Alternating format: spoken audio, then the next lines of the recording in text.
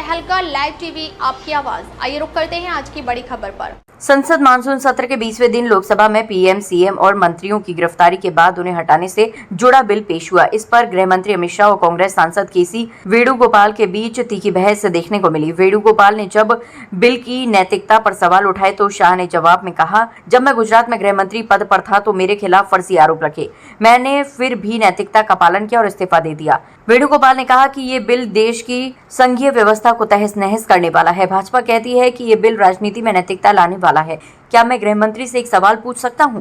जब वह गुजरात के गृह मंत्री थे तब उन्हें गिरफ्तार किया गया था, तो क्या उन्होंने उस समय नैतिकता का पालन किया था? कांग्रेस सांसद के सवाल करने के बाद अमित शाह जवाब देने के लिए उठे, लेकिन विपक्षी सांसद और वेणुगोपाल उन्हें नहीं सुन रहे थे। इसके बाद शाह ने गुस्से में कहा, आप मुझे सुनो जरा, मुझे सुनो ना, पहले बैठ जाओ। गृह मंत्री अमित शाह ने जवाब देते हुए कहा कि मैं सच्चाई बताना चाहता हूं। मेरे खिलाफ फर्जी आरोप लगाए गए, लेकिन इसके बावजूद मैंने नैतिकता का पालन किया। मैंने न सिर्फ इस्तीफा दिया बल्कि सभी आरोपों से मुक्त होने तक कोई भी संवैधानिक पद भी नहीं लिया। वह हमें नैतिकता सिखाने की कोशिश कर रही हैं। मैंने इस्तीफा दे दिया था। मैं चाहता हूं कि नैतिकता बढ़े। हम इतने बेशर्म नहीं हो सकते कि हम पर आरोप लगे हैं और हम संवैधानिक पदों पर बने रहे। मैंने गिरफ्तारी से पहले ही इस्तीफा दे दिया था।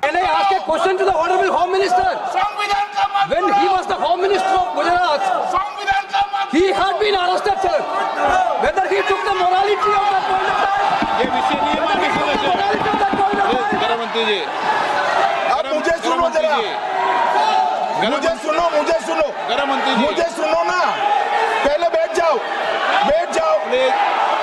गृह मंत्री जी, माननीय अध्यक्ष जी, मैं रिकॉर्ड क्लियर करना चाहता हूं।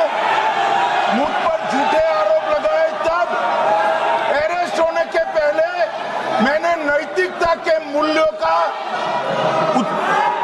हवाला देकर इस्तीफा भी दिया, और जब तक मैं कोर्ट से निर्देश नहीं हुआ, कोई संविधान पद मैंने स्वीकार नहीं किया। ये क्या सिखाते हैं नैतिकता में? मैं तो इस्तीफा देकर गया था, और मैं तो चाहता हूं कि ये नैतिकता के मूल्य बढ़े। हम ऐसे निर्लज्ज नहीं हो सकते कि हम पर आरोप लगे और हम संवैधानिक पद पर रहें। अरेस्ट के पहले मैंने इस्तीफा दिया है। माननीय सदस्य, आप बिल पर बोलिए। आप 72 के नियम के तहत बोलिए। सर, दिस नियम है, आपका डायरेक्शन है। 19 आप 72 नियम के तहत बोलिए। सर, लाइक नहीं है सर, नियम के तहत बोलो आप। 72 सर, दिस आपका डायरेक्शन है 19A 19B। हाँ है। चाप्टर ऑन कॉल भी है। हाँ, very clearly telling at least 1 week notice is needed for introducing a bill. Sir, I am telling that this bill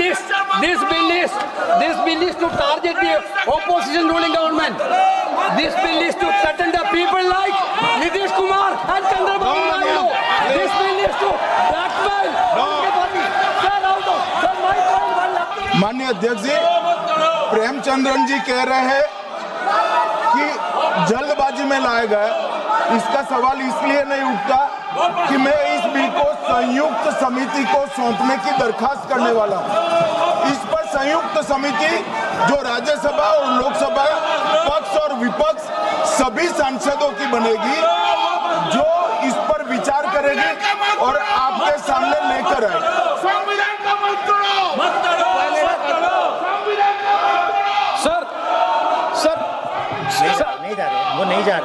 Sir, I do agree with the Honorable Minister, but at the same time, the members are having the right to oppose the bill at the time of introduction.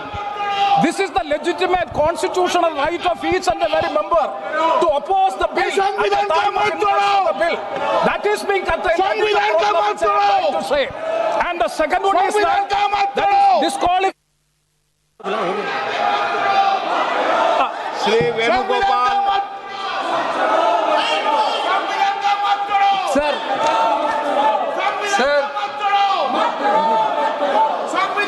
Sir, I rise to oppose the introduction of the Constitution Amendment Bill 25, the government of Union Territory.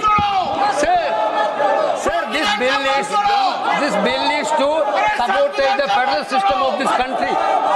This bill is to sabotage the basic principle of the constitution of this country. तक के लिए बस इतना ही, फिर मिलते हैं एक ऐसे ही बड़ी खबर के साथ। तब तक के लिए नमस्कार और देखते रहिए तहलका लाइव टीवी, आपकी आवाज।